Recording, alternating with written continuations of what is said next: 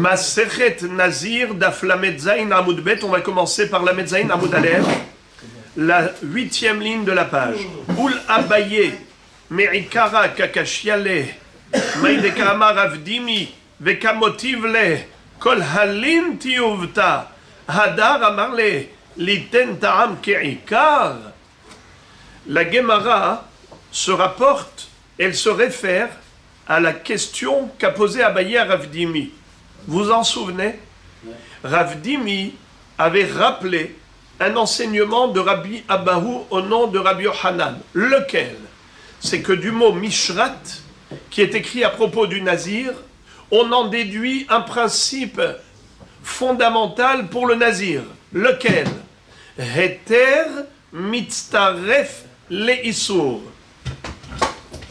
C'est-à-dire que si par exemple le Nazir a pris un morceau de pain et il l'a trempé dans du vin, il y a un demi-kazaït de pain, un demi-kazaït de vin, et il a mangé ce kazaït, il recevra 39 coups. Pourtant, il n'y avait que 15 grammes de vin. Il n'y avait pas 27 grammes. Pourquoi est-ce qu'il recevrait des coups? Étant donné que le pain qui est mélangé au vin s'associe au vin, Heter mitztaref la isur, eh bien, il recevra 39 coups. Pourquoi? Parce que la Torah écrit Mishrat. Ce mot, en plus, à propos du Nazir, c'est pour nous dire que même le pain charouille. On a rappelé hier que, comment les Ashkenazim appellent la matzah, qu'ils ne veulent pas tremper dans l'eau pendant Pessah, de peur qu'il y ait de la matzah qui n'est pas trop crue, ou bien de peur qu'il y ait des particules de farine crue et que ça fermente. Alors, ils s'abstiennent de tremper. Certains chassidim ne mangent pas la shrouya. Eh bien, ça s'appelle sherouya. Mishrat anavim lo ishte. À propos du Nazir, la Torah, elle employait ce verbe. Elle employait ce terme, mishrat, le trempage. C'est quoi qui est trempé? Eh bien, le pain dans le vin. C'est comme ça que Rabbi Akiva nous a expliqué. Ok. Et après ça, qu'est-ce que disait Ravdimi au nom de Rabbi Abahu? Que cette halakha, elle est exceptionnelle. Elle n'a lieu que par rapport au Nazir, mais elle n'a pas lieu par rapport aux autres isurim de la Torah. Comme j'ai donné un machal qui vous a peut-être choqué, mais imaginons quelqu'un qui a fait une salade avec du jambon, n'est-ce pas? Un goy a fait une salade avec du jambon. Il a mis par exemple dedans des morceaux d'avocat. Avec des morceaux de jambon, il a écrasé tout cela. Maintenant, il y a du héter et du issour. 15 grammes de jambon, 15 grammes d'avocat ou tomate. Eh bien, dans cette salade-là, imaginons un juif a mangé cela. Est-ce qu'il recevra 39 coups? Non. Le juif qui a mangé ça. Pourquoi non? Parce qu'il n'y a que 15 grammes de jambon. Il n'y a pas 27 grammes. Donc, il ne va pas recevoir les 39 coups. Pourquoi on ne dit pas que l'avocat ou la tomate s'associent? Parce qu'on a dit que c'est une exception pour Nazir. Le Nazir, c'est une exception. En règle générale, pour être passible d'une sanction, qu'est-ce qu'il faut manger? Kazaïd de Issour. Ça, c'est en règle générale.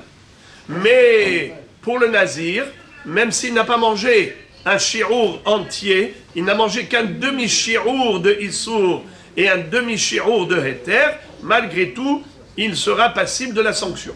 Vous me posez la question, pourquoi est-ce qu'on dit que Mishrat, ça veut dire que Heter mitztaref le'isur?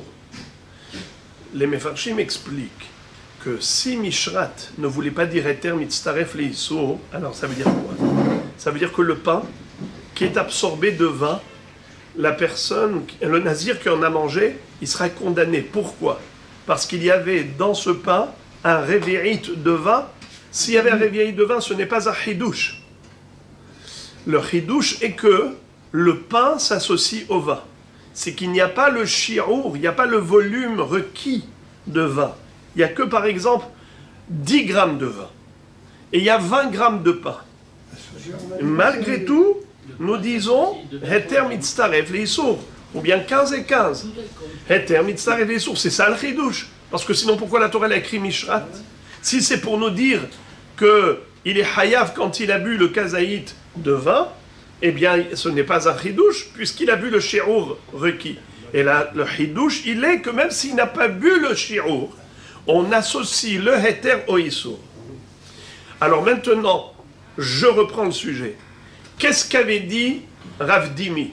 Il a répété le Hidouche de Rabbi Yochanan. Lequel? C'est que ce din de Heter Mitztaref le Issour, c'est exceptionnel. Ce n'est applicable qu'aux Issourim du Nazir, mais ce n'est pas applicable à tous les Issourim de la Torah. Comme j'ai expliqué l'histoire de la salade, où il y a 15 grammes de jambon et 15 grammes d'avocat et de tomates, n'est-ce pas? Bien, et c'est mélangé. Est-ce qu'on va dire Heter Mitztaref le Issour? Non.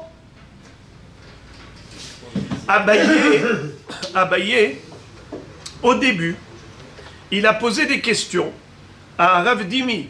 Il a essayé de lui démontrer par A plus B, par toutes sortes de références, on a vu Teruma, comme quoi Heter Mitztaref le Issour, pas seulement pour Issour et Nazir, mais même pour les autres Issourim.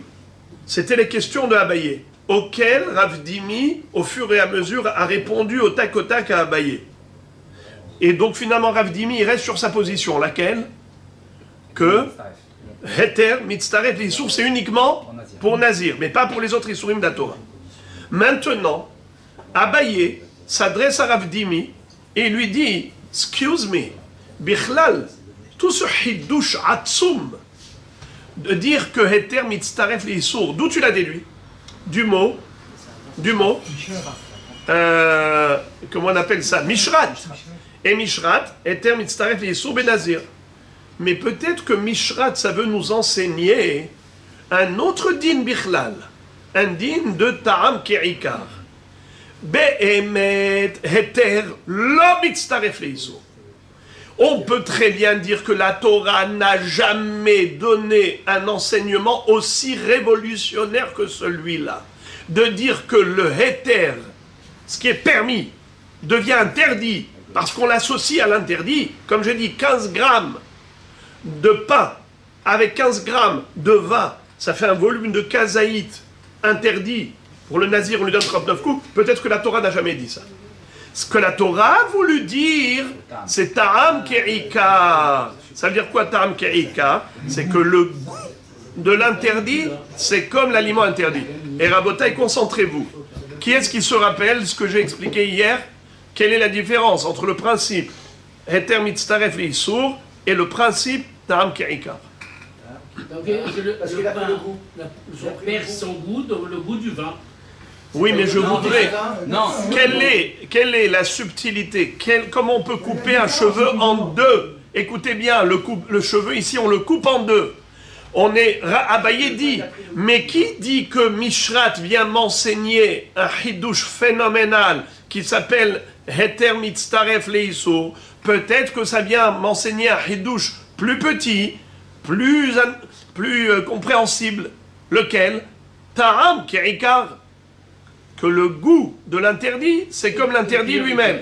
Rabotai, quelle est la différence entre Heter Mitztaref le Issour et Ta'am Ke'ikar? Il est plus dissociable. C'est d'un bloc. C'est-à-dire que c'est plus, on peut plus dire que ça c'est 30% et là c'est 70%. C'est d'un bloc. Et pousser encore un peu plus. Donc je pourrais pas dire que là il y a un chiour de Issour et un chiour de Heter. C'est fini. Très bien. Bravo. C'est ce qu'on avait expliqué hier, à savoir que la différence entre Heter Mitztaref le Issour et Ta'am Ke'ikar est la suivante. Heter Mitztaref le Issour, regardez, je prends comme ça Stam pour illustrer. On va dire, ça c'est le Issour et ça c'est le Heter. De les mélanger ensemble, le Heter et le Issour, et de dire que quand on mange les deux, on est hayav parce qu'entre les deux on a les 30 grammes, ça c'est un chidouche révolutionnaire qui dépasse l'entendement. Parce que tu as pris du Heter et tu l'as considéré comme Issour. Ça dépasse l'entendement. Alors que Ta'am Ke'ikar, c'est beaucoup plus intelligible. Pourquoi? Parce que le goût de l'interdit, par exemple, j'ai cuit un aliment permis avec un aliment interdit. J'ai retiré ensuite l'aliment interdit. Mais qu'est-ce qu'il y a dans le permis? Il y a le goût de l'interdit. Alors là, je peux comprendre que la Torah, c'est ce qu'elle veut m'interdire. Ta'am ke'ikar. Elle me dit, puisqu'il y a le goût du vin, le goût du raisin dans l'aliment permis, alors, en effet, c'est assourd. Alors peut-être que c'est cela ce que la Torah veut m'enseigner, le din de Ta'am ke'ikar, et non pas le din de Heter Mitztaref, les Issour. Rabotai, je voudrais que vous compreniez encore plus subtilement le sens de la question. Dans la Torah, on a des niveaux d'enseignement. Quand la Torah te donne un chidouche, elle écrit un mot de trop. C'est pas pour rien. C'est pour t'enseigner quelque chose de nouveau. Mais imaginons qu'on ait plusieurs degrés de chidouche. Un chidouche qui est classique et un chidouche qui est atypique. Un chidouche qui est encore plus illogique. D'accord? Alors, la logique la plus simple, basique, et ensuite quelque chose qui dépasse notre logique classique. Quand la Torah vient m'enseigner quelque chose et que j'ai le choix entre deux hidushim, lequel hidush je vais choisir? Le petit hidush ou le grand hidush? Le grand? Non, le petit hidush. Parce que ce qui est plus logique, je commence par ce qui est plus logique. Et après, une fois que c'est acquis, je vais à quelque chose qui est encore un peu moins logique. Encore moins... Et ça veut dire que je ne vais pas, ce qu'on appelle en français, je ne vais pas brûler les étapes. Je ne vais pas aller directement à un ridouche phénoménal. Je vais d'abord petit à petit. Alors c'est ça ce qu'il lui dit à Abaye, à Rav Dimi. J'ai ici le mot Mishrat. Il vient forcément m'enseigner un hidouche. J'ai devant moi deux hidouchim, un petit, un grand. Un petit hidouche ta'am ke'ikar. Un grand hidouche heter mitztaref le iso. Pourquoi est-ce que tu as brûlé les étapes et tu as sauté au heter mitztaref le iso? Tu aurais dû plutôt concevoir que le mot Mishrat, il vient pour m'enseigner non pas heter mitztaref le iso, mais plutôt ta'am ke'ikar, que le goût de l'interdit, c'est comme l'interdit lui-même. Rabotai. Et là, Abaye pousse le bouchon plus loin. Et il dit, au cas où, c'est vrai que Mishrat vient m'enseigner le hidouche de Ta'am Ke'ikar, eh bien, je dirais Kalva Homer pour les autres Issourim de la Torah.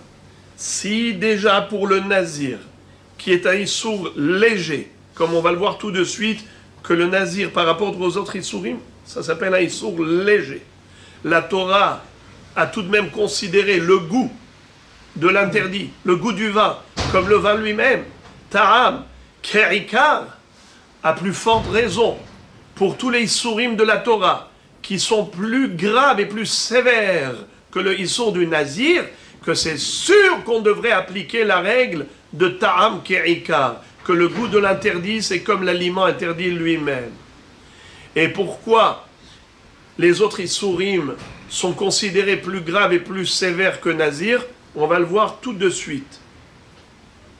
Mais d'abord, la Gemara va ouvrir une parenthèse à tel point, c'est une parenthèse que certains Mefarshim veulent dire que ce petit passage n'est même pas de la Gemara elle-même, c'est les Rabbanan Tsevurae qui sont venus après le Talmud et qui ont rajouté ça dans la Gemara. C'est-à-dire, ce sont eux qui ont rajouté ce commentaire. C'est quoi la question? Abaye, sa démarche intellectuelle nous paraît étrange. Parce qu'au début, il posait des questions à Rav Dimi dans une direction, et après il pose des questions dans la direction opposée. C'est-à-dire, quand Rav Dimi avait dit que le din de Heter Mitztaref le Issour ne s'applique qu'aux Nazir, mais pas aux autres Issourim de la Torah, alors Abaye est venu, il a commencé à lui adresser une profusion de questions, des objections les unes après les autres. Il dit, mais comment tu peux dire une chose pareille? Que Heter Mitztaref le Issour n'est pas applicable aux autres Issourim de la Torah, qui est juste au Nazir. Ma pitom! Heter Mitztaref le Issour, c'est même pour les autres Issourim. Regarde Teruma, l'histoire de la Mikpa. Regarde Teruma, l'histoire du Tavlin. Regarde Teruma, l'histoire de Sein avec les coupottes. Boum, boum, boum! Et à chaque fois, Rav Dimi répondait. Mais tu vois que l'approche de Abaye était plutôt de généraliser la notion de Heter, Mitztaref, l'Issour pour tous les Issourim de la Torah. Et pas seulement pour le Nazir.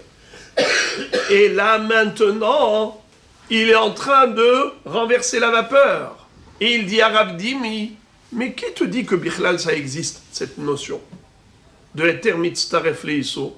Peut-être que le mot Mishrat ne vient pas nous enseigner Heter, Mitztaref, l'Issour, il vient nous enseigner seulement que Ta'am Ke'ikar. Et donc, Abaye, en quelque sorte, il nous donne l'impression comme s'il ne sait plus sur quel pied danser. Une fois, il trouve que la notion de Heter Mitztaref Leissour est une notion tellement logique, c'est-à-dire tellement intelligible, qu'il faudrait la vulgariser et l'étendre à tous les Issourim de la Torah. Il était quelque part échaudé. Pourquoi Rav Dimi a restreint cela uniquement à Nazir? Et maintenant, c'est juste le contraire. Il est en train de dire que, même pour Nazir, il n'y a peut-être pas de notion de Heter Mitztaref Leissour. Dans Nazir, le mot Mishrat vient nous enseigner Ta'am Ke'ikar. Comme j'ai dit tout à l'heure, que le Ta'am, il donne le goût. Quand le goût du Issour se répand dans un aliment Heter, alors là, l'aliment Heter, il devient Assour. Parce qu'il a le goût du Issour. Et le goût du Issour, c'est le Issour lui-même. Alors la Gemara dit, mais je ne comprends pas. Alors Abaye, sur quel pied il danse? Une fois, il trouve que Heter Mitztaref l'Issour, c'est ce qu'il y a de plus logique, à tel point, c'est qu'il a voulu l'étendre à toute la Torah, tous les Issourim. Et là, maintenant, il dit que, pourquoi on a enseigné Heter Mitztaref l'Issour, même dans Nazir, ça ne devrait pas exister. C'est trop fort comme Hidouj. Peut-être que le mot Mishrat ne nous enseigne que le din de Ta'am Ke'ikar. Voilà comment la Gemara ouvre une parenthèse pour se dire, mais Abaye, on ne comprend pas. Et la Gemara donne une réponse très simple, prévisible. Batar Deshanele, Amarle, Dilma Liten Ta'am Ke'ikar ou Dehat. La réponse, elle est très simple, à savoir que c'est vrai qu'au début, Abaye considérait que la notion de Heter Mitztaref Leissour, c'est quelque chose qu'on devrait vulgariser, qu'on devrait généraliser et étendre cette notion à tous les Issourim de la Torah. Après que Rav Dimi lui a répondu au tac, après chaque question de Abaye à Rav Dimi, répondait. Alors Abaye dit à Rav Dimi, je vois que tu as raison.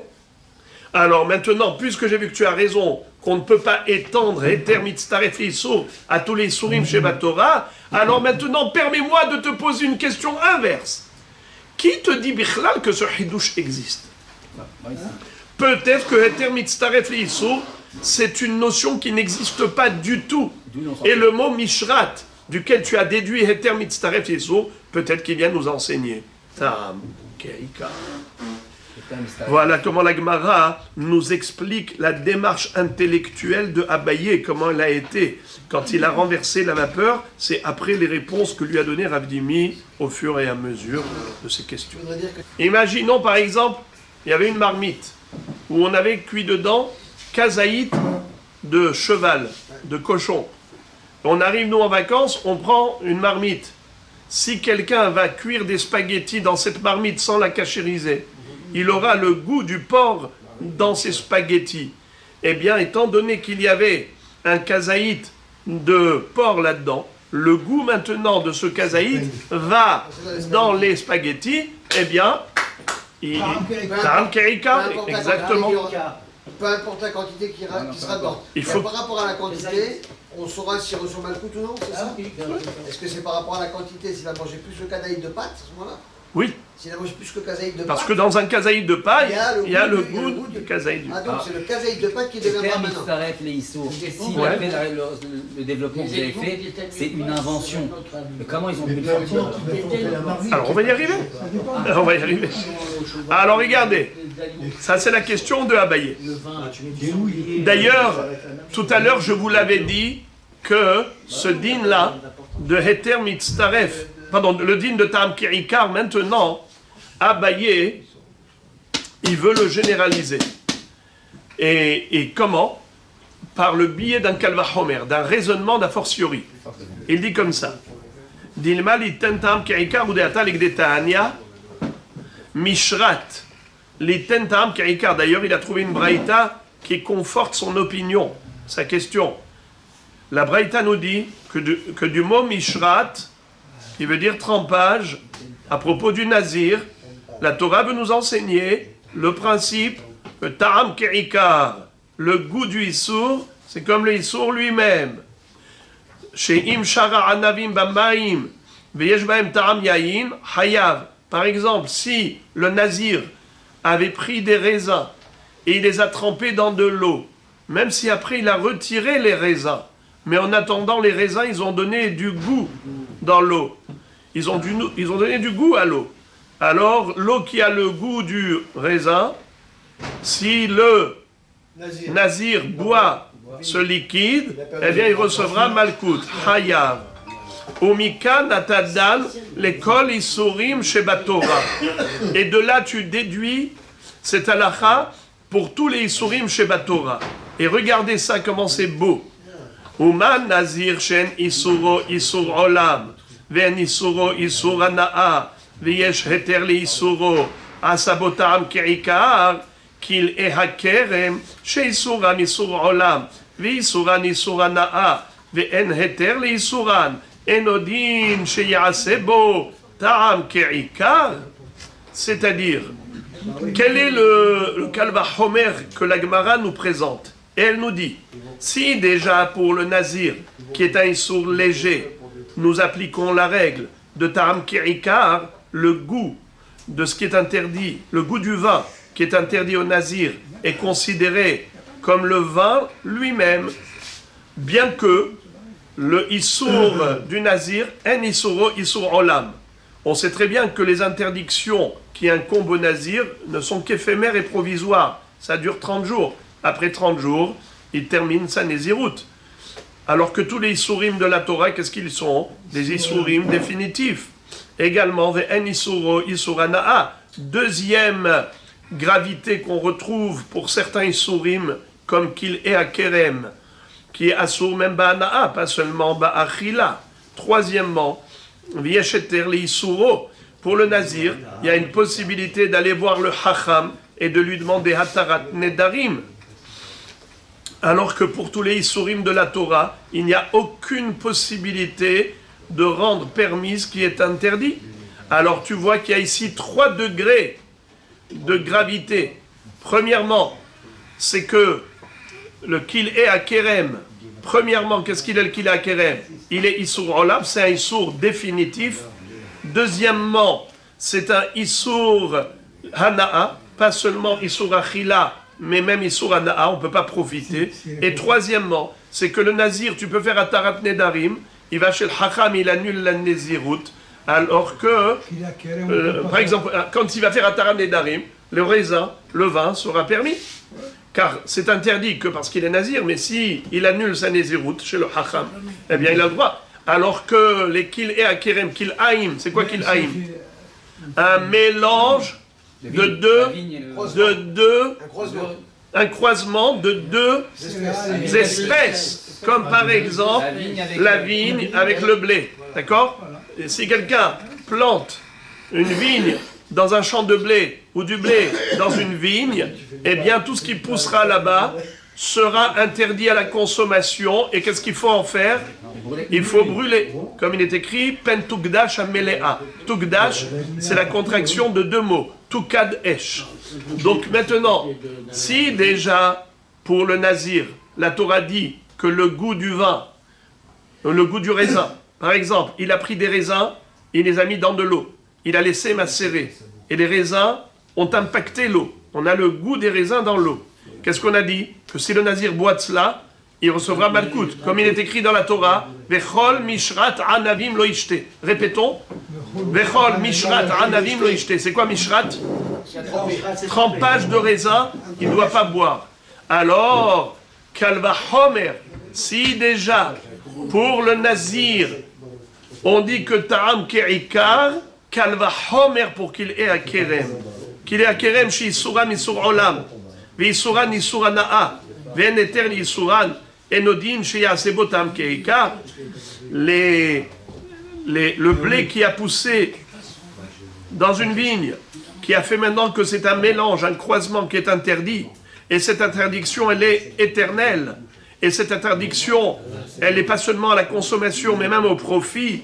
Et cette interdiction, elle est définitive, éternelle. Il y a pas seulement, elle est immuable, elle est invariable. C'est-à-dire qu'on ne peut pas aller chez un hacham pour annuler le Isur Kil Haïm. Alors, Kalva Homer, chez Ta'am Ke'ikar, à plus forte raison que le goût de l'interdit sera interdit. Ve'uadin le'orla bishtaim, ou bien par exemple, le Isur Orla. Vous savez c'est quoi Isur Orla? Oui, 3 ans. Lorsqu'on plante un arbre, on n'a pas le droit de manger les fruits de l'arbre pendant 3 ans. Ça s'appelle Perot Orla, des fruits de Orla. Comment? Les 3 premières années de fruits, ou à partir des 3 premières années où il a été planté? Depuis le moment où il a été planté, l'arbre, on compte 3 ans depuis la plantation. D'accord, donc ça doit être les premiers fruits. Oui. Les fruits. 3 ans et que la 4e année donne les fruits, écoutez, sont pas interdits. Écoutez. Les fruits qui poussent pendant les 3 premières années depuis la plantation de l'arbre, ces fruits sont interdits ad vitam aeternam.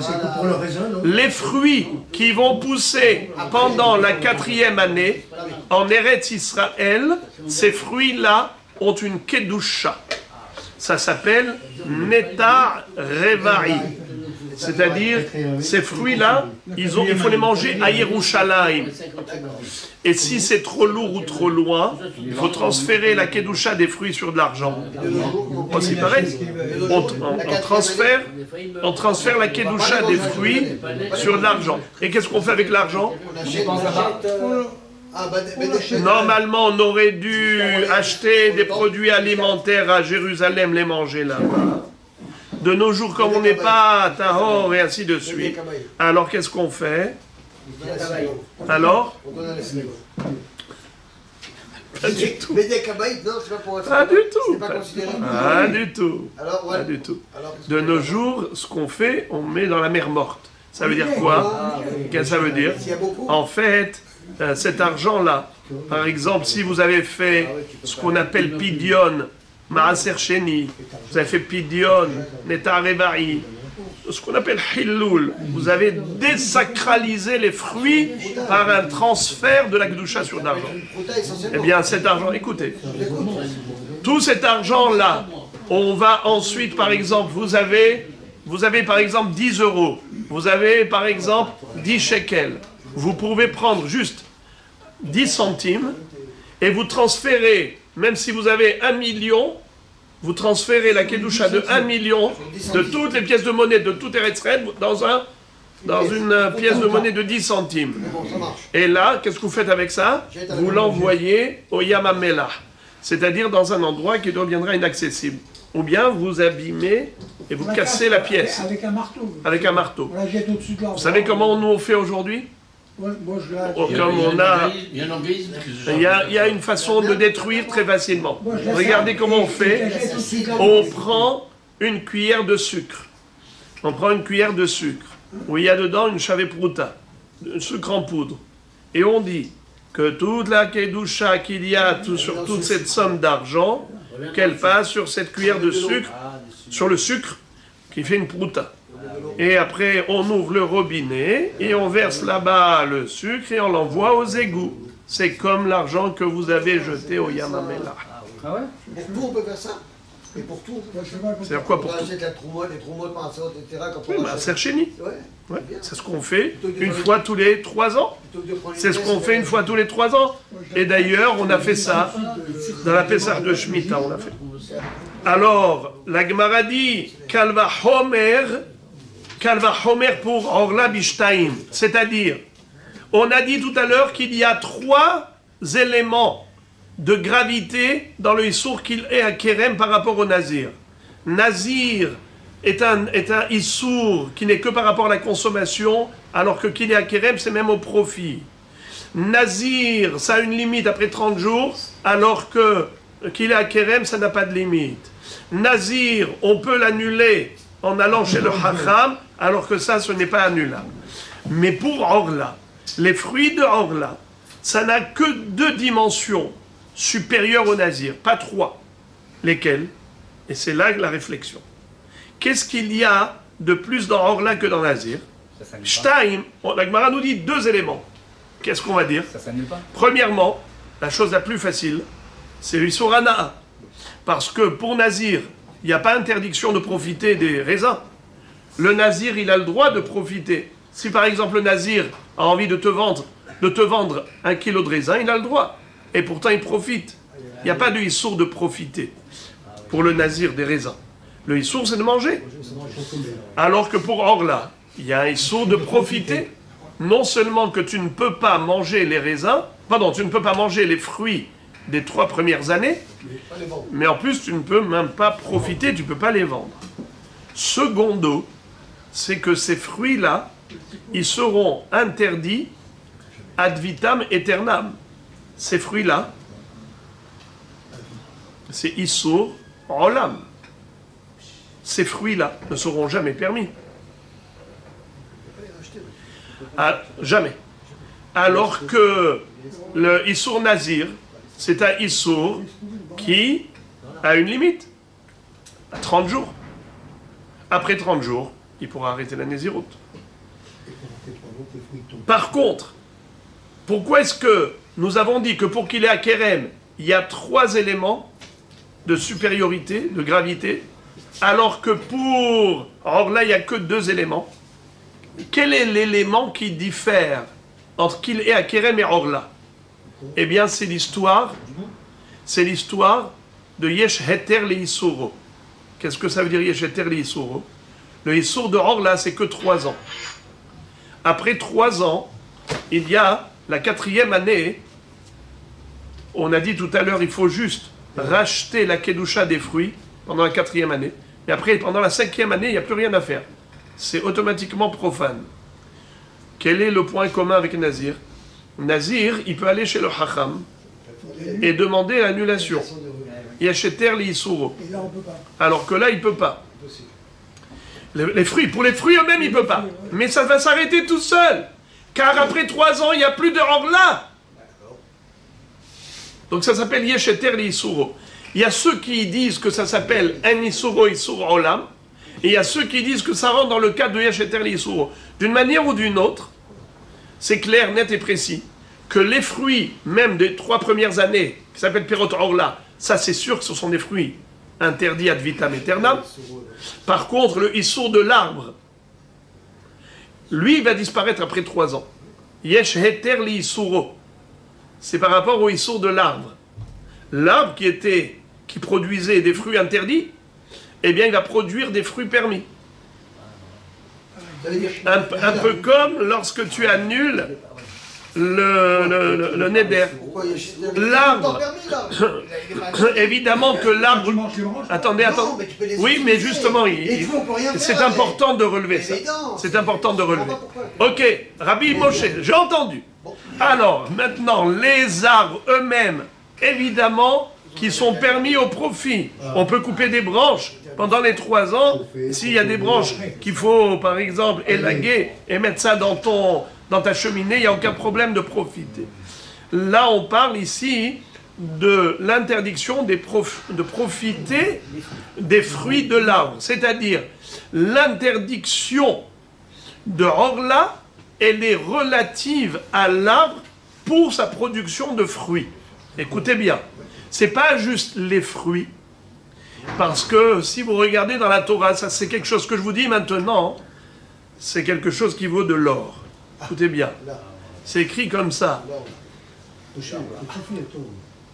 Vechitavohu el haaretz unta'tem kol ha'etz ma'achal, bravo, va'araltem orlato et pirio.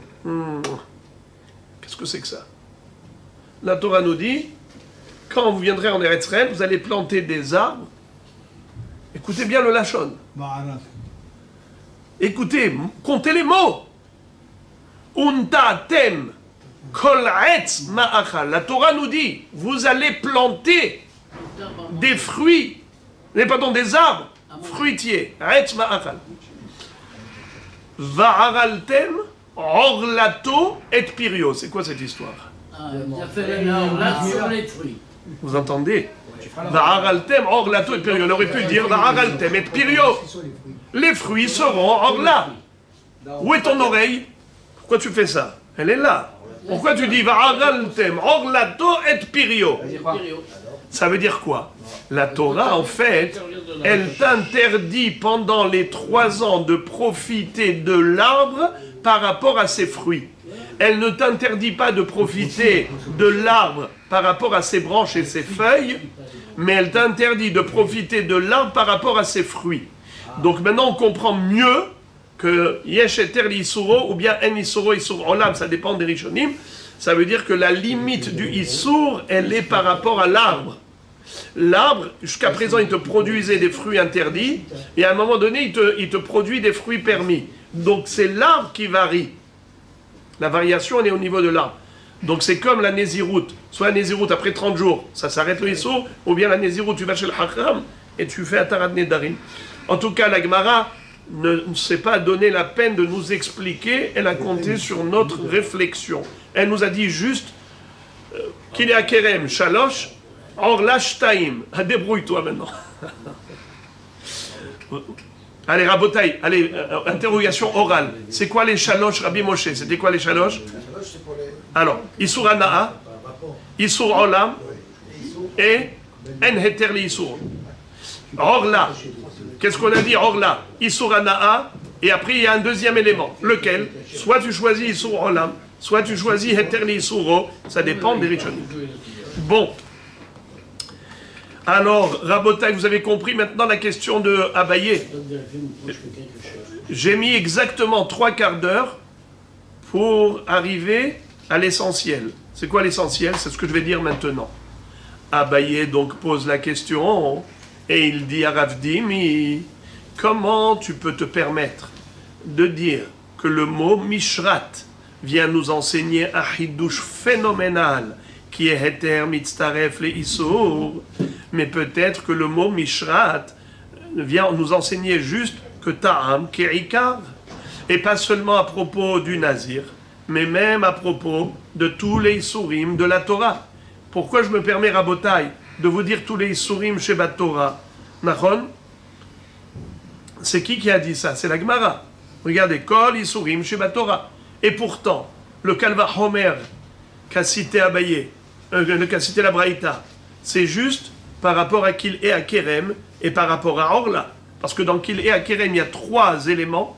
Dans Orla, il y a 2 éléments. Alors comment on arrive à tout Issourim chez Batora? Qui est-ce qui veut me dire? Quelle est la supériorité qu'il y a dans tous les Issourim chez Batora par rapport au Nazir? Par rapport au Nazir? Ouais. Répétez là. Quelle est la supériorité? Quelle est la supériorité qu'il y a dans tous les Issourim de la Torah par rapport au Nazir? Tous les Issourim de la Torah ne sont pas Issourim Ba'ana'a. Il n'y a pas de Issur Ana'a. Même le Nazir. Non, pour tout. Même le Nazir, il n'a pas de C'est ça. Donc déjà, on ne peut pas dire que les Issourim chez Torah, ils sont plus Hamourim que le Nazir. Donc c'est pareil. Alors il n'y a pas de Kalba Homer. Comment la Gemara dit Kalba Homer? Si Nazir et les autres Issourim c'est pareil, alors comment on arrive à un Kalba Homer? Kal Homer. Tu as un Kal, tu as un Hamour. Comment tu fais le Kalba Homer? Alors, Kalva Homer, par rapport à qu'il est à Kerem, on a trouvé 3 notions de Humra. Isur Ana'a, Isur Olam, En Eter Isuro. Par rapport à Orla, on a trouvé 2 notions de Humra. Maintenant, tous les autres Isurim chez Batora, il n'y a pas de Isur Ana'a. Alors, qu'est-ce qu'ils ont de plus? Alors, ce qu'ils ont de plus par rapport au Nazir, premièrement, c'est que le Isur, il n'est pas limité dans le temps. Nazir, son Issour, il est limité dans le temps. Et on peut aussi l'annuler. Alors que les autres Issourim, on ne peut pas... les autres Issourim, on ne peut pas les annuler. Tu ne peux pas aller chez un Hacham et lui demander de te permettre de manger du non-cachère. D'accord? Alors, donc ça fait que il n'y a pas de Heter li Issouro. Et aussi, il n'y a pas de limite au Issour. même s'il y a des Issourim qui ont une limite, en effet, mais tu ne peux pas annuler ce Issour. Voilà comment on arrive à au moins une qualité de plus qu'on retrouve dans tous les Issourim par rapport au Nazir. Donc Nazir, c'est le plus léger. Et si déjà dans le Issour le plus léger comme Nazir, la Torah dit Ta'am Ki'ikar, à plus forte raison pour des Issourim de la Torah qui sont plus Hamorim que Nazir, c'est sûr qu'on devrait appliquer la règle de Ta'am Ki'ikar. Amar le Haoum et Rabbanan. Alors il y avait un Tamid Hacham qui a répondu à Abaye.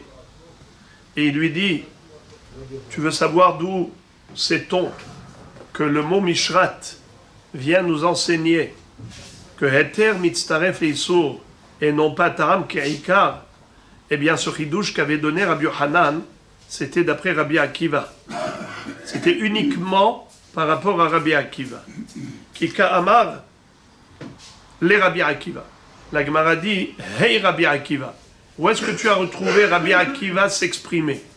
Elima Rabbi Akiva dehacha, ditnan Rabbi Akiva Omer, afilu sharapito beyain, vieshbo kedel etzaref kazait, hayav, umimai, dilma, vehudeika kazait, miyain lehudeh. Qu'est-ce que ça veut dire? Ici c'est écrit Udeika Kazaït Be'ena, mais le Bach corrige.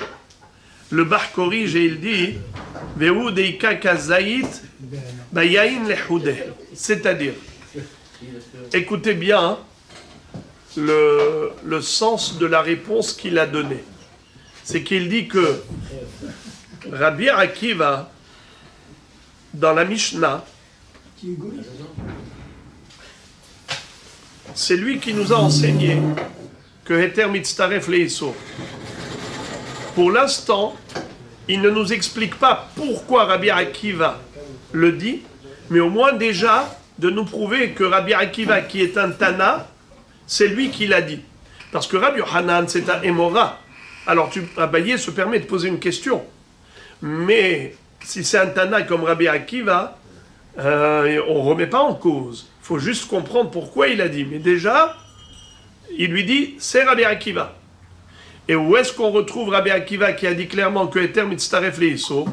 La Gemara dit, s'il s'agit de notre Mishnah, dans laquelle Rabbi Akiva a dit clairement qu'un nazir qui a pris un morceau de pain et qu'il a trempé dans du vin et il a mangé, il est Hayav Malkout pour cette infraction. Mais qui te dit que Rabbi Akiva a parlé d'un cas où il n'y avait que 15 grammes de pain et 15 grammes de vin? Peut-être qu'il parlait d'un cas où il y avait 30 grammes de vin dans ce pain.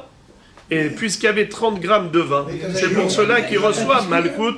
Donc il n'y a aucun hidouche de Heter Mitztaref Leisur. On n'avait pas besoin d'associer le Heter. Alors, Vechitema Maile Memra. Et si tu vas me dire, dans ce cas-là, quel est le hidouche? En quoi c'est un hidouche? Parce que si il y a un kazaïd de vin dans le pain, c'est évident qu'il doit recevoir 39 coups. Et si tu vas me poser la question, alors quel est le hidouche de Rabbi Akiva? Eh bien, je peux te répondre. Les apouké mitanakama de amar ad sheishte reverit yain. Peut-être que le principal hidouche de Rabbi Akiva, c'est pas de dire que Heter Mitztaref Leisur, c'est surtout de contredire Tanakama. Tanakama nous a dit que le volume de vin qui rend le nazir passible de cette infraction, c'est seulement s'il a bu Revi'it. Alors que Rabbi Akiva dit Kazaït. Quelle est la différence entre le volume de Kazaït et le volume de Revi'it? Eh bien, c'est que Revi'it, c'est 3 fois Kazaït. Kazaït, c'est 27 grammes. Revi'it, quand on dit Revi'it, j'ai déjà expliqué hier, je le répète aujourd'hui, quand on dit le mot Revi'it, c'est quoi? Revi'it de quoi? Revi'it d'un log. Et un log, c'est combien d'œufs? 6 œufs. Alors, Revi'it, un quart de 6 œufs, ça fait combien? Un œuf et demi. Non, c'est pas 8 œufs, 6 œufs. 6 divisé par 4. Non, 6 divisé par 4, ça fait 1,5. Alors j'ai 6 œufs, je divise en 4, ça me fait un 9,5. Alors, Révi'it, on a dit, c'est un quart d'un log. Si dans un log, il y a 6 œufs, divisé par 4, ça fait un 9,5. Alors maintenant, dans un 9, on a dit qu'il y a 2 kazaït. Alors, si dans un 9, il y a 2 kazaït, on a dit un kazaït, c'est 27 grammes. Un 9, c'est combien en grammes? 54 grammes. Donc, et demi, dans un 9,5, ça nous fait 3 fois 27 grammes égale 81 grammes. Puisque 3 fois 27, 81. Alors, c'est ce qu'il est en train de lui dire. Qui te dit que Rabbi Akiva a enseigné un hidouche révolutionnaire et phénoménal tel que dire que Heter Mitzaref Issour, peut-être que même Rabbi Akiva n'a jamais enseigné une chose pareille. Quand il a dit que le pain trempé dans le vin rend le nazir passible d'une infraction, c'est peut-être seulement s'il y avait en effet une quantité de vin qui correspondait à un kazaït. Ah, tu vas me dire, c'est quoi le ridouche? Le ridouche, c'est que, contrairement à Tanakama, qui exige un révi'it, qui est l'équivalent de 3 kazaït, lui, Rabbi Akiva, se suffit d'un seul kazaït. Donc voilà peut-être le ridouche de Rabbi Akiva. Qui te dit donc que Rabbi Akiva, il pense que Heter Mitzaref et Issour, et là, Rabbi Akiva des Baraïta. On a trouvé une Baraïta dans laquelle Rabbi Akiva figure, et c'est là-bas où il nous a enseigné le din de Heter Mitzaref et Issour. Detania, Rabbi Akiva Omer, Nazir, Shesharat Pito Beyain, Ve'achal Kazaït, Mipat ou Miyain, Haya. Alors là, c'est écrit noir sur blanc. Dans la Baraïta, il n'y a plus d'équivoque, il n'y a aucun doute, il n'y a aucune ambiguïté. C'est clair, net et précis que Rabbi Akiva condamne le nazir, même s'il a mangé un kazaït qui est constitué de pain et de vin. Il y a un seul kazaït en tout. Alors là, c'est sûr que c'est sur la base de Heter Mitzaref Leissour. Voilà donc maintenant, on a compris sur quoi Rabbi Yochanan s'appuyait quand il a affirmé que Heter Mitzaref Leissour. Il s'appuyait sur Rabbi Akiva. Il n'y a que Rabbi Akiva qui le pense ainsi. Alors maintenant, regardez la beauté de la question de la Gemara. Amar les Habere des Rabbi via les Rabashi, les Rabbi Akiva des Kamokim les Lehai, les Chol Mishrat, les Ter Mitzaref Leissour, les Tentaam Keikar Minale, Yalif mi Basar Vehalav. Alors là maintenant, on va rentrer dans une très belle soubia de Basar Vehalav, c'est-à-dire que le din maintenant de Ta'am Ke'ikar, la Gemara va dire Rabbi Akiva n'aurait jamais dit que Heter Mitzaref Leissour s'il n'avait pas déjà comme acquis le hidouche de Ta'am Ke'ikar. Comme je vous l'avais expliqué en préambule, qu'on ne brûle jamais les étapes, on ne saute jamais à un niveau 2 tant qu'on n'a pas déjà le niveau 1. Il faut passer par le niveau 1, après on passe au niveau 2, n'est-ce pas? Tu montes au premier étage et après tu arrives au deuxième étage. Crescendo. Alors, exactement, crescendo.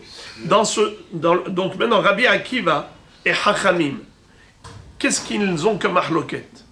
Ils sont en mahloket à propos de Heter Mitzaref Leissour.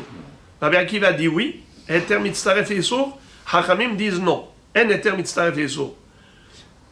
Pourquoi ils disent non? Parce qu'ils disent que Mishrat, ça vient nous enseigner un petit hidouche, Ta'am Ke'ikar.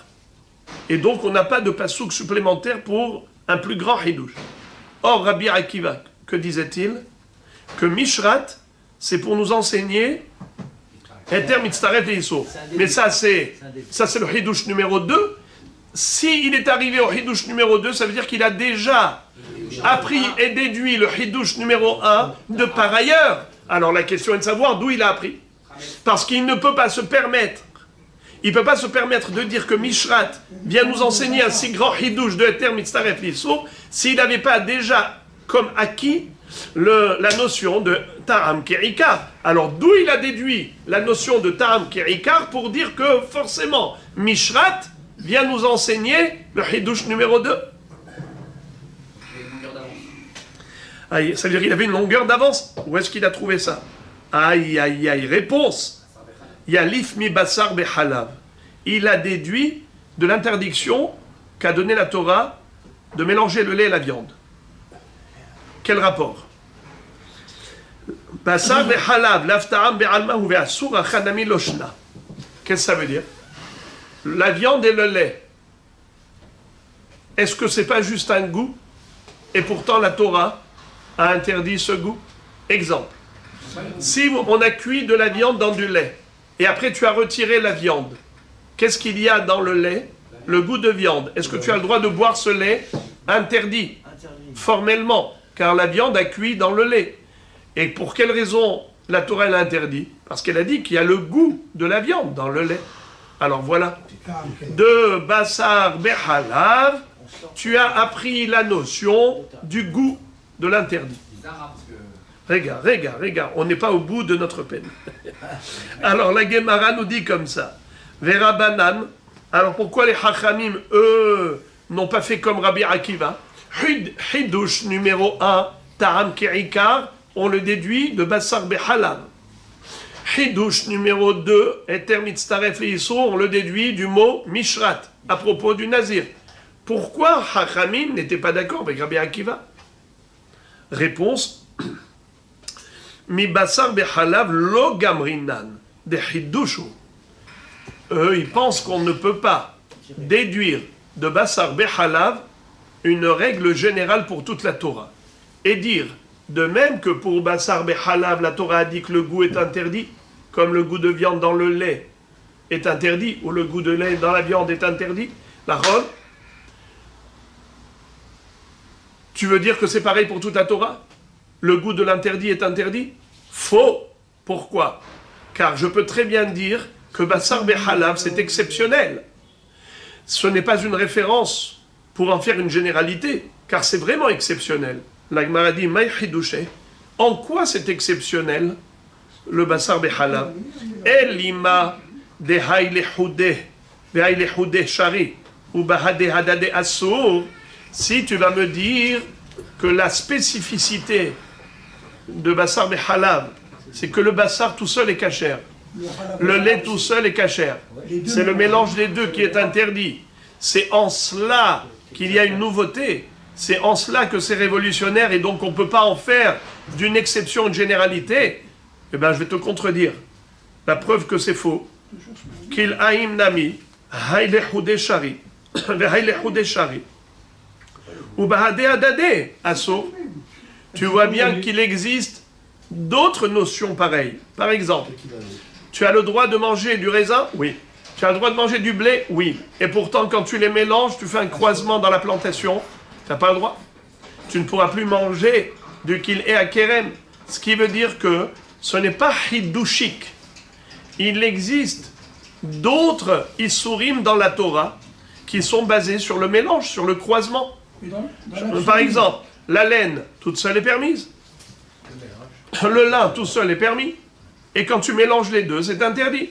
Donc, ne me dis pas que le caractère exceptionnel de Basar Behalav, le Hiddush, c'est que chacun séparément est permis, le lait ou la viande, mais c'est le mélange des deux qui est interdit.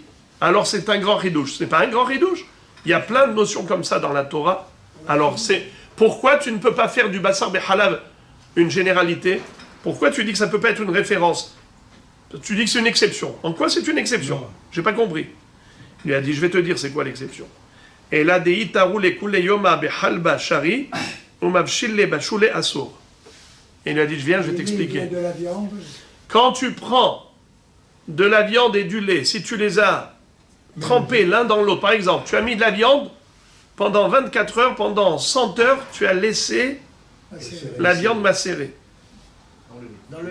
Dans le lait. Ouais. Après, tu prends la viande. Est-ce que tu as le droit de la manger? Non. Le lait, tu as le droit de boire? Non. Vous voulez que je vous choque? Le lait, oui. Ça n'a pas été cuit. Bravo! Ouais. Mina Torah, il n'y a pas d'interdiction. Mina Torah, il n'y a pas d'interdiction. Même si ça a passé 24 heures et qu'on dit kavush kim vushal, que ce qui est macéré est considéré comme cuit, bouilli ensemble, c'est une comidera banane. Le Issour n'est que rabbinique, il n'est pas toraïque. Car, toraïquement, ce qui est interdit au niveau Basar Behalav, ce n'est que si ça cuit ensemble. Quelle est la preuve? Donnez-moi s'il vous plaît le passouk. Lotevachel Gedi Bachalev Imo, excellent, puisque la Torah interdit 3 fois Lotevachel Gedi Bachalev Imo, Lotevachel Gedi Bachalev Imo 3 fois, et Hadisur Bishul, et Hadisur Achila, et Hadisur Anaa. Ok, alors vous avez compris le Hidouche. Le Hidouche, il est que le goût de la viande, il est dans le lait. Dans un cas, c'est permis. Dans un cas, c'est interdit. Dans quel cas c'est interdit? Si ça a cuit ensemble. Dans quel cas c'est permis? Si on a laissé macérer ensemble. Je ne parle pas, bien sûr, Midera Banane. Midera Banane, je ne parle pas. C'est sûr que ça sous Midera Banane. Mais Minatora. Donc le Hidouche de Bassar Behalav, c'est ça. Alors maintenant, on a la réponse à la question. Comment se fait-il que Hachamim n'ont pas fait du Bassar Behalav une généralité comme l'a fait Rabbi Akiva? Parce que Hachamim te disent, comment on peut faire d'une exception une généralité? Mais Bassar Behalav, c'est vraiment exceptionnel. La preuve, c'est que tremper ensemble, 24 heures, c'est permis, et cuit, c'est interdit. Donc, mashbak, c'est exceptionnel. Voilà pourquoi ils n'ont pas voulu apprendre le din Ta'am Ke'eka. Alors, à quoi il sert le mot Mishrat? À Ta'am Ke'eka. Tandis que Rabbi Akiva, qui a déduit de Bassar Behalav, Ta'am Ke'eka, qu'est-ce qu'il fait de Mishrat? Heter mitztaref li'issur. Bombardesque. Alors, la Gemara pose la question, elle dit Rabbi Akiva, Nami, Bassar Behalav Hidushu. Alors, excuse, mais Rabbi Akiva, je te comprends plus. Hachamim ont expliqué par A plus B que Bassar Behalav, c'est vraiment exceptionnel. Preuve, toute la journée trempé ensemble, c'est permis. Et si c'est cuit 1 seconde ensemble, c'est interdit. Pourquoi? Parce que c'est Hidouche. Alors comment tu peux déduire d'un Hidouche une généralité? Et là, Yalif Megirole of Dekoravim. La Gemara dit, Rabbi Akiva, tu as raison. Il ne s'est pas appuyé sur le Bassar Behalav pour enseigner le din de Ta'am Ke'eka. Il s'est appuyé sur l'histoire de la Ga'ala, de la cachérisation des Kélim. La Torah dans Parashat Matot nous enseigne qu'après la guerre contre Midian, vous vous rappelez, quand malheureusement il y a eu 24 000 morts de Bnei Israël qui ont été avec les filles de Midian, à cause de ça il y a eu une épidémie qui a foudroyé le peuple juif. Heureusement que Pinchas a réagi, sinon Halila Behas aurait pu être dramatique. Alors qu'est-ce qui s'est passé? Après les 24 000 morts d'Israël, Akshborou a dit à Moshe Rabbeinu, Nekom, Nikmat Bnei Israël, Metamidianim, Aharte Asefel Amecha. Ça veut dire, va prendre vengeance. Des Midianim, tu dois aller leur livrer guerre. Quand ils sont revenus de la guerre contre Midian, ils sont revenus avec un butin. Lequel? Plein de choses. Entre autres, des ustensiles culinaires. Et là, Kadosh Baruch Hu leur donne les lois de cachérisation. Ça s'appelle comment? Gi'oulé Avdei Kochavim. Gi'oulé Nochrim. C'est quoi Gi'oulé Nochrim? Le mot Gi'oul, ça veut dire renvoyer, éjecter. Dans le sens où, lorsque nous allons cuire un aliment permis dans une casserole où on avait cuit précédemment un aliment interdit, le goût de l'interdit a imprégné les parois du keli, et maintenant quand on va cuire dedans des spaghettis ou n'importe quoi, qu'est-ce qui va se passer? Eh bien, le goût de l'aliment interdit, comme le porc ou le cheval, que ces goïms avaient cuit dans la marmite, va s'évacuer pour aller impacter l'aliment permis. Donc, on a compris. Regardez la première ligne de la Metzaïn Amoudbet. Yalif Migirole Avdei Koravim. De Amar Hamana. Kol Davar Asher Yabo Ba'esh. Tournez la page. Les Mimra de Asiré. Les Mimra de Asiré. Pourquoi la Torah te dit qu'il faut passer au feu les Kélim pour les cachériser? Vous vous rappelez, c'est quoi la règle de la cachérisation? Ce qui est absorbé par le feu sera brûlé dans le feu. Ce qui est absorbé par l'eau bouillante, eh bien, on cachérise avec l'eau bouillante, et ainsi de suite.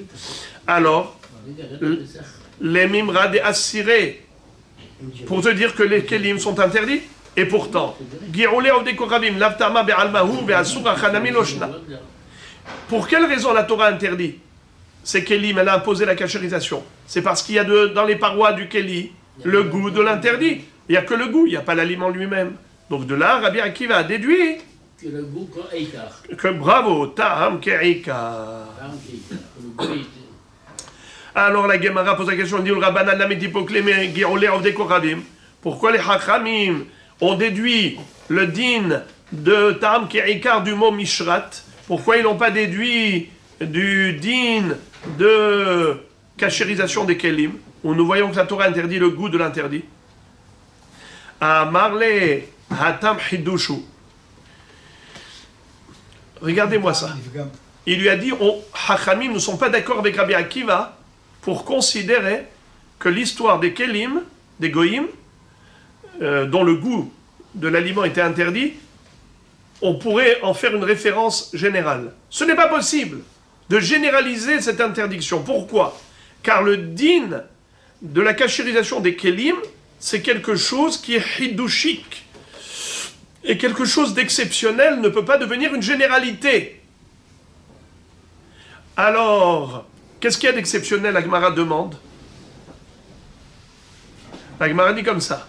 Atam hidushu deha bechol haTorah kula noten ta'am nifgam mutar vegabe gi'olei ovdei kochavim asur. Il lui dit parce que la Torah, à propos de la cachérisation des Kelim, elle nous a enseigné quelque chose de révolutionnaire. Elle nous a interdit même le ta'am pagoum, alors qu'en général, le ta'am pagoum est permis. Qu'est-ce que ça veut dire cette histoire? Vous savez que la Torah nous interdit de consommer des charognes. De consommer, qu'est-ce que ça veut dire des charognes? Des bêtes qui n'ont pas été abattues rituellement. Par exemple, on a tué une bête avec un revolver, au lieu de lui faire la shrita, eh bien, comment s'appelle cette bête? Nevela. Très bien. Nevela, c'est une charogne. Alors maintenant, regardez ça. Quel est le din si la viande de la Nevela s'est abîmée? D'accord? Cette bête-là qui a été abattue au revolver, ils n'ont pas mis la viande au frigidaire et la viande a tourné. Est-ce que cette viande-là est permise ou interdite selon la Torah? Si je vous pose la question, vous avez deviné la réponse. Normalement, vous auriez dû dire interdit, mais vous devez répondre permis. Pourquoi? Parce que la Torah dit la Torah nous dit ne mange pas la nevela, tu la vends soit au nochri, soit tu la donnes au ger toshav. Alors la Gemara dit comme ça, nevela reouya la guerre asura. Nevela shena rouya la guerre, moteret. C'est-à-dire, une nevela qui est mangeable pour le goy ou bien pour le ger toshav, alors ça s'appelle nevela, donc, interdite pour le juif. Mais si ça a pourri, si ça a tourné, la viande elle s'est gâtée, donc elle n'est plus mangeable, elle n'est plus comestible pour le goy ou pour un ger, alors pour nous elle est autorisée. Elle est autorisée parce qu'elle a un mauvais goût. Parce qu'elle a un mauvais goût. Donc de là, tu apprends qu'un aliment interdit dont le goût a été détérioré, eh bien, il devient permis. Alors maintenant que on a appris ce yesod, regardez, maintenant c'est quoi la question? Pourquoi la Torah nous interdit de manger, d'utiliser les kelim des goïm?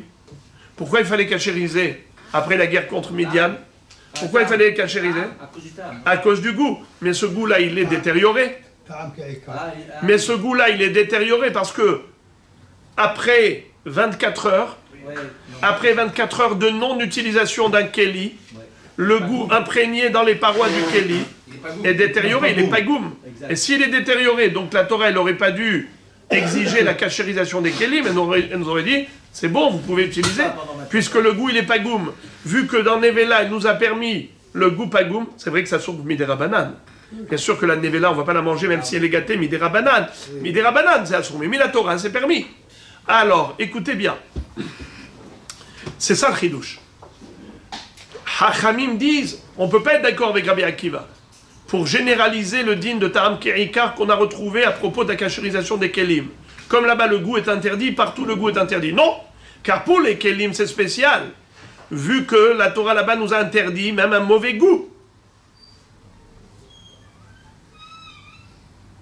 Alors qu'en général un mauvais goût est permis. Donc tu ne peux pas faire d'une exception une généralité. La Gemara dit, comment Rabbi Akiva alors il a pu se permettre de déduire de l'avatam qui est Aïkar pour toute la Torah, ou le Rabbi Akiva nami achidushu. Amar Ravuna bar Chiya lo asra Torah ila ligdera bat yoma. Delam noten tam livgamu. Rabbi Akiva te dit, jamais de la vie. Est-ce que tu crois que la Torah a exigé une cachérisation des kelim, même au lendemain de l'utilisation des goïms? Pas du tout. C'est seulement si les Juifs avaient pris les kelim des goïms, le jour même où les goïms avaient cuit dedans du porc ou du cheval, ou toutes sortes d'aliments interdits, alors le jour même, dans les 24 heures, ce qu'on appelle Kedera Bat Yoma. C'est quoi Kedera Bat Yoma? Une Kedera dans la journée même. Kedera Bat Yoma, étant donné que le goût est encore frais, il n'est pas détérioré, ce goût-là, qui n'est pas détérioré, donne du bon goût de l'interdit aux spaghettis que tu vas cuire dedans. C'est pour ça qu'elle a interdit ce goût. Mais après 24 heures, tu n'as même pas besoin de cachérisation selon la Torah. C'est qui a exigé la cachérisation des kelim après 24 heures? Pourquoi les hachamim ont exigé? De peur que les gens fassent confusion. Ils vont voir que tu ne cachérises pas après 24 heures, ils vont se permettre de ne pas cachériser même pendant les 24 heures de la dernière utilisation. C'est pour cela que les hachamim ont dit, il faut toujours cachériser un keli. Mais dans l'absolu, après 24 heures, le keli il est cachère, automatiquement, puisque le goût est détérioré. Donc s'il est détérioré, il est détériorant. S'il est détériorant, notentam nifgam mutar. Alors, la Gemara dit, dans ce cas-là, alors pourquoi hachamim n'ont pas suivi Rabbi Akiva? La démarche intellectuelle de Rabbi Akiva, elle est absolument logique et intelligible. Réponse des Rabbanan Kedera Bat Yoma Nami Ifshar de l'Opagma Pourta. Il y a là une bombe atomique. La Gemara ici donne une réponse lumineuse. Pourquoi Hachamim considère que tout de même c'est un hidouche, l'histoire de la cachérisation? Pourquoi? Parce qu'ils disent qu'un goût d'aliment qui est passé par les parois d'un keli, même si c'est dans les 24 heures, c'est vrai que c'est pas énormément détérioré, mais c'est déjà un peu détérioré. Car quand tu fais passer le goût d'un aliment dans une paroi en métal, le métal, forcément, il détériore un peu le goût naturel du végétal. Non, mais je veux dire, avant la cachérisation, imaginons on n'a pas cachérisé.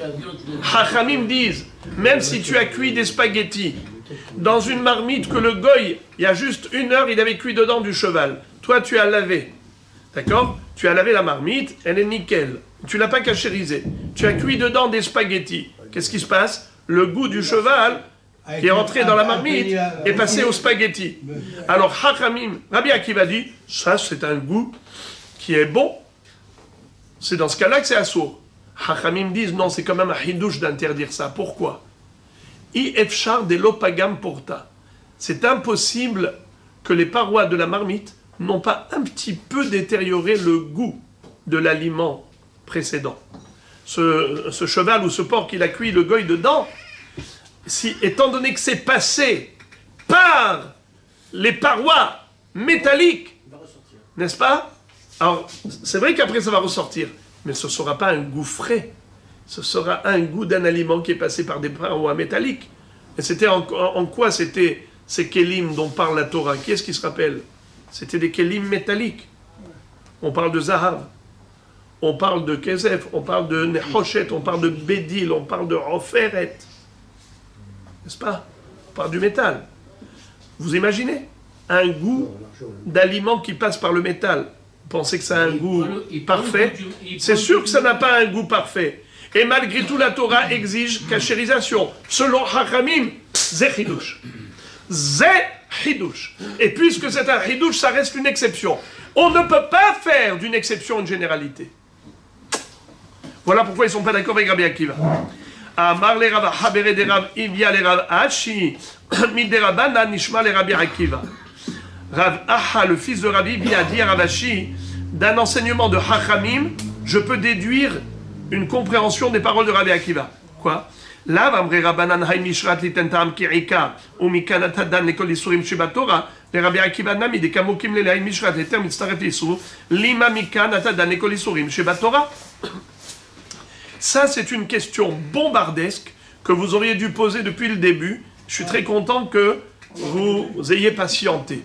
Mais cette question, dès qu'on commence la Sougia, elle bouillonne en nous, cette question. Écoutez la question de la Gemara. Elle est juste nucléaire. La Gemara dit, qu'est-ce qu'on dit les Chachamim? Plutôt Rabbi Akiva. Qu'est-ce qu'il a dit Rabbi Akiva? Heter mitztaref li'isur.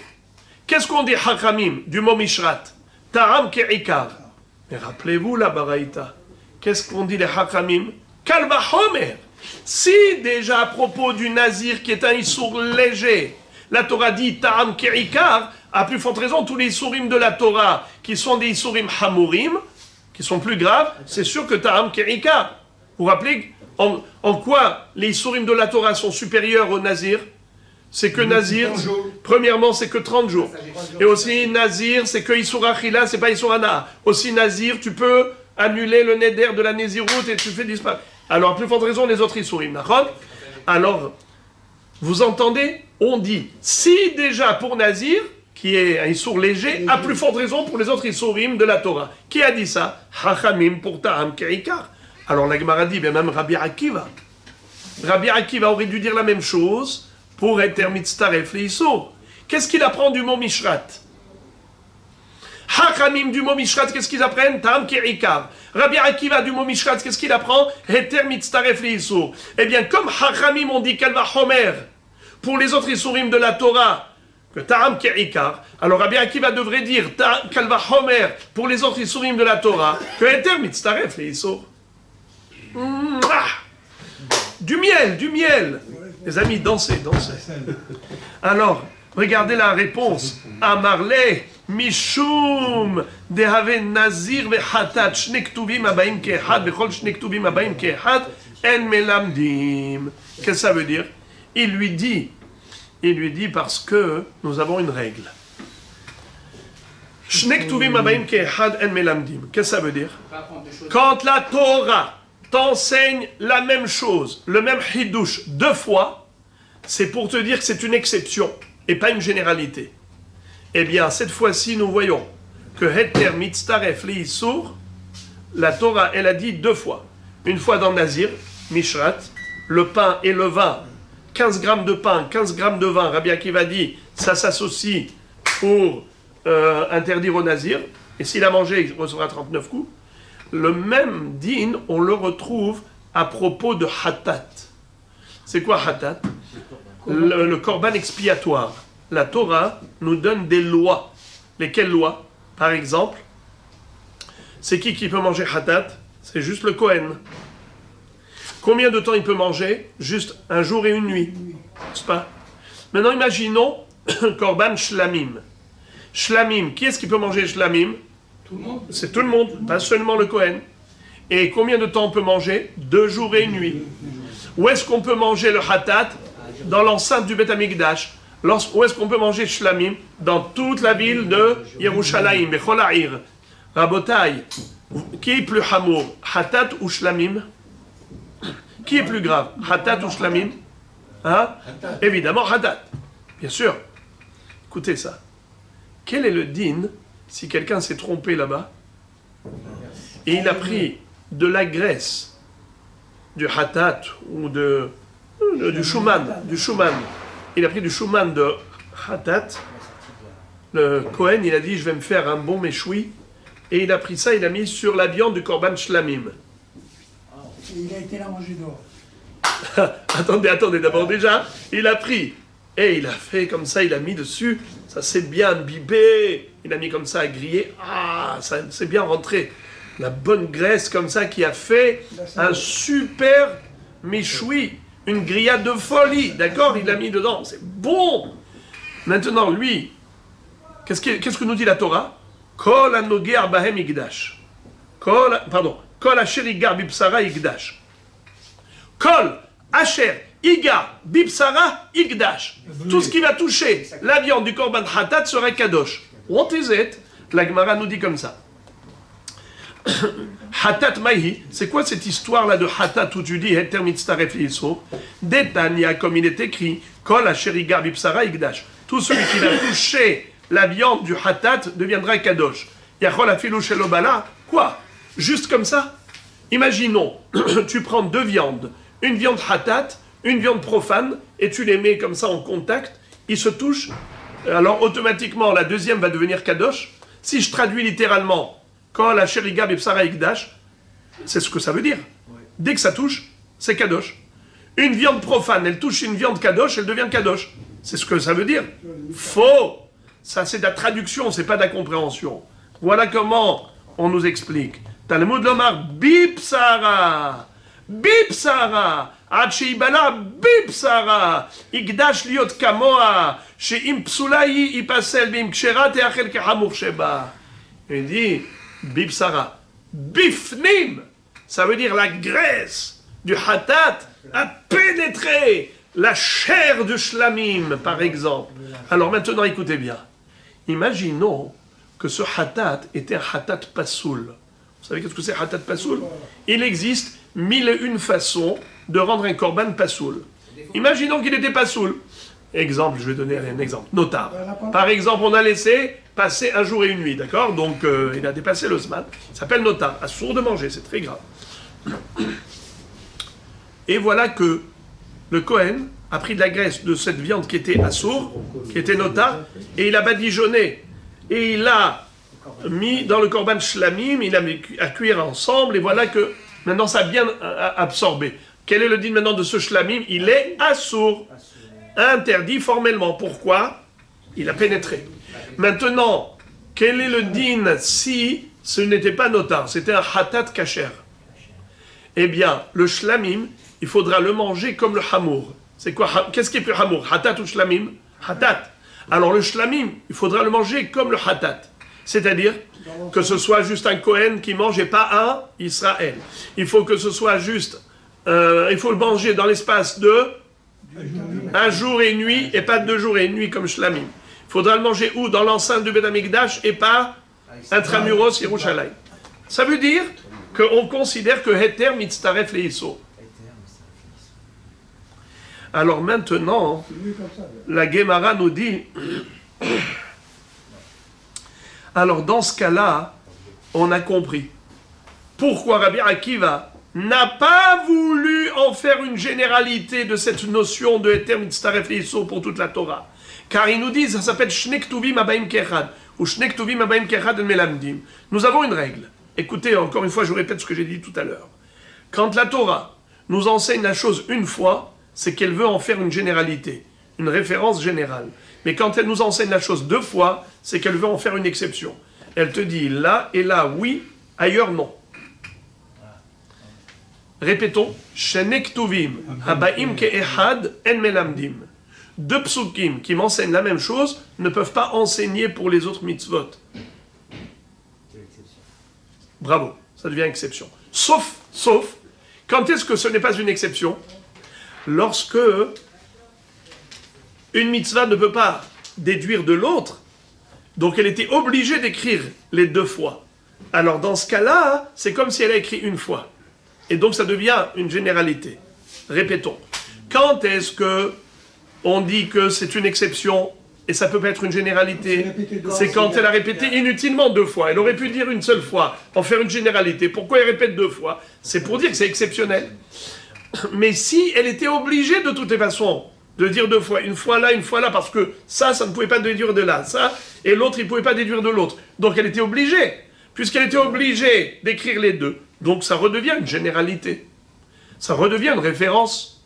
Et donc, même si c'est Shne Ktuvim, Melamdim. Quand est-ce qu'on dit que En Melamdim, c'est comme l'autre tzriché? Mais si c'est tzriché, alors Melamdim,